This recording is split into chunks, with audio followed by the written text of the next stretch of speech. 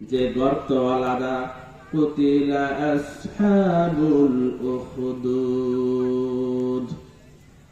আলেম ওলামাদেরকে শায়েস্তা করার জন্য, তাদের বাক শক্তিকে রুদ্ধ করে দেওয়ার জন্য তারা আয়নাঘর তৈরি করেছিল, তারা তৈরি করেছিল কাস্টরি, তারা তৈরি করেছে জেলখানা।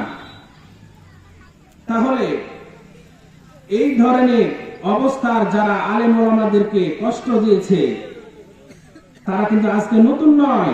ইসলামের প্রাথমিক যুগ থেকেই রাসূল সাল্লাল্লাহু আলাইহি সাল্লাম এবং সাহাবা আজমাইনদের উপরে স্টিম রুলার চালানো হয়েছে, তবুও তারা আল্লাহ পাকের শরণ থেকে একটুও দূরে থাকে নাই।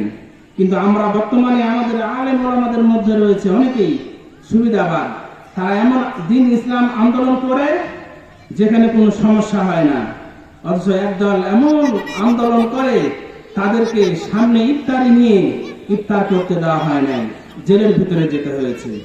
মনে রাখবেন, জান্নাত আপনার আমার বাবার কিনা কোনো সম্পত্তি নয়, অনেক পরীক্ষা নিরীক্ষা করে তারপরে আপনাকে জান্নাত দেওয়া হবে। সম্মানিত উপস্থিতি, আল্লাহ পাক রব্বুল আলামিন বলেন আন্নারি যাতিল ওয়াকুদ,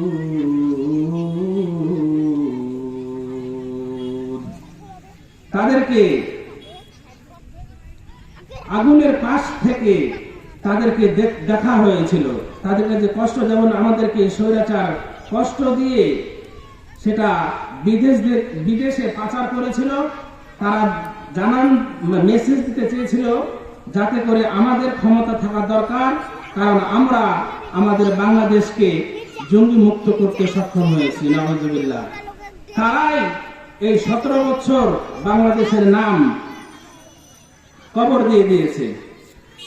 বাংলাদেশের হাফেজে কোরআন নাজমুল সাকিব, জাকারিয়া সহ তাকরিম, তারা নিজের টাকা খরচ করে, নিজের বাপ মারা কত কষ্ট করে পড়াশোনা করে তারা আন্তর্জাতিকভাবে পুরস্কার নিয়ে আসতেছে। আর আমাদের দেশের ফুটবল যারা খেলে, তারপর ক্রিকেট যারা খেলে, তাদের পিছনে হাজার হাজার crore crore million trillion billion dollar ব্যয় করা হচ্ছে, কিন্তু তাদের এই সুনাম যেমন কামাই করতে না পারে, তার চাইতে অনেক বেশি সুনাম কামিয়ে আসতেছে আমাদের বাংলাদেশের সুনাম ধন্য হাফেজ কোরআনেরা। তাদেরকে রাষ্ট্রীয়ভাবে স্বীকৃত দেওয়া হয় না। সম্মানিত উপস্থিতি, আল্লাহ পাক রব্বুল আলামিন বলেছেন তাদের অপরাধ কি, তাদের জন্য কেন গর্ত খোঁড়া হয়েছিল, তাদের জন্য আয়না ঘর কেন তৈরি করা হয়েছিল। কোন একদিন এদেশের আকাশে কালেমার পতাকা উড়বে, সেদিন সবাই আল্লাহরই বিধান পেয়ে দুঃখ বেদনা ভুলবে। সেদিন আর রবে না হাহাকার, অন্যায় জুলুম অবিচার, রবে না কদাচার দুর্নীতি হাহাকার, রবে না কদাচার দুর্নীতি হাহাকার, শান্তিতে সবাই থাকিবে, সেদিন সবাই আল্লাহরই বিধান পেয়ে দুঃখ বেদনা ভুলবে। কোন একদিন এদেশের আকাশে কালেমার পতাকা উড়বে, সেদিন সবাই আল্লাহরই বিধান পেয়ে দুঃখ বেদনা ভুলবে। আল্লাহ পাক রব্বুল আলামিন বলেন وهم على ما يفعلون بالمؤمنين وما نقموا منهم إلا أن يؤمنوا بالله العزيز الحميد তাদের অপরাধ কি? তাদেরকে যে গর্তের ভিতরে কষ্ট দেওয়া হয়েছিল, তাদের একটাই অপরাধ ছিল, তারা মুমিন ছিল।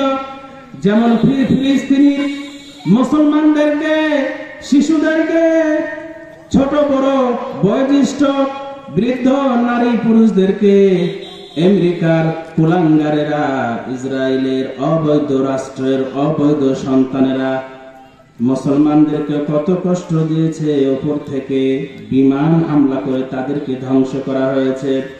সম্মানিত উপস্থিতি, ওই কথাগুলো আল্লাহ পাক রব্বুল আলামিন সূরা বুরুজের ভিতরে রেকর্ড করে দিয়েছে।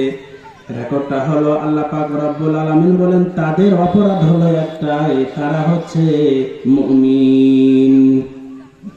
আর কত চাও রক্ত আল্লাহ, আর কত কান্দন, আসবে কবে ফিলিস্তিনে তোমারি শাসন।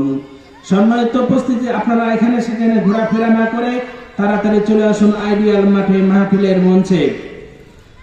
আমি এমন একটি মাহফিলের আসতে পেরেছি যাদের উদ্দেশ্যে, লক্ষ্মীডাঙ্গির যুব সমাজের উদ্দেশ্যে যারা অক্লান্ত চেষ্টা করেছে। আমরা যদি এখানে আসে 1 ঘন্টা হোক, 10 মিনিট হোক, 2 ঘন্টা হোক, যতটুকু সময় আমরা এখানে দিব, আল্লাহ পাক রব্বুল আলামিন কিয়ামতের দিন হাসরের ময়দানে যখন বলবে, ইয়া বনি আদম, তুমি সারা জীবন তোমাকে যে আমি হায়াতটা দিয়েছিলাম, এই হায়াতটা তুমি কি কাজে লাগাইছো? ইউটিউবের পিছনে নাকি ফেসবুকের পিছনে, টাচ মোবাইলের পিছনে নাকি নামাজের পিছনে, নাকি মাদ্রাসার পিছনে, নাকি লক্ষ্মীডাঙ্গি বাসীরা যখন একটা মাহফিলের আয়োজন করেছে সেখানে তুমি আসে মঞ্চ উপস্থিত হয়ে গিয়েছিলে সেই কাজে, নাকি তুমি দুনিয়ার দাঁড়ি কোনো কাজে তুমি সময়টা নষ্ট করেছো? পাই টু পাই হিসাব দিতে হবে। আর আমি যতক্ষণ মসজিদে, মাদ্রাসায় বা এই মাহফিলে এসে যতটুকু সময় আমরা নষ্ট করব, এই সময়টা রব্বুল আলামিন কিয়ামতের দিন হাসরের ময়দানে বাদ দিয়ে তারপরে আমাদের হিসাব নিকাশ শুরু করে দিবে, বলি সুবহানাল্লাহ। সম্মানিত উপস্থিতি, এই জন্য আমরা এমন একটি মাহফিলে আসতে পেরেছি, আমাদেরকে আল্লাহ পাক রব্বুল আলামিনের অসংখ্য অগণিত ফেরেশতারা আমাদেরকে বেষ্টন করে রেখেছে, ঘিরে রেখেছে। আর আমাদের সব কিছু, আমাদের ভালো কিছু, সব কিছু আল্লাহ পাক রব্বুল আলামিনের কাছে ট্রান্সফার করতেছে। সম্মানিত উপস্থিতি, আমি বলছিলাম ফিলিস্তিনিদের কথা। আর কত চাও রক্ত আল্লাহ, আর কত কান্দন, আসবে কবে ফিলিস্তিনে তোমারি শাসন। আল্লাহ, আসবে কবে ফিলিস্তিনে তোমারি শাসন। মায়ের বুকের চোখের পানি দেখতে পারি না যে আর, তাহার বুকে সাগর সম বইছে হাহাকার। দয়াবান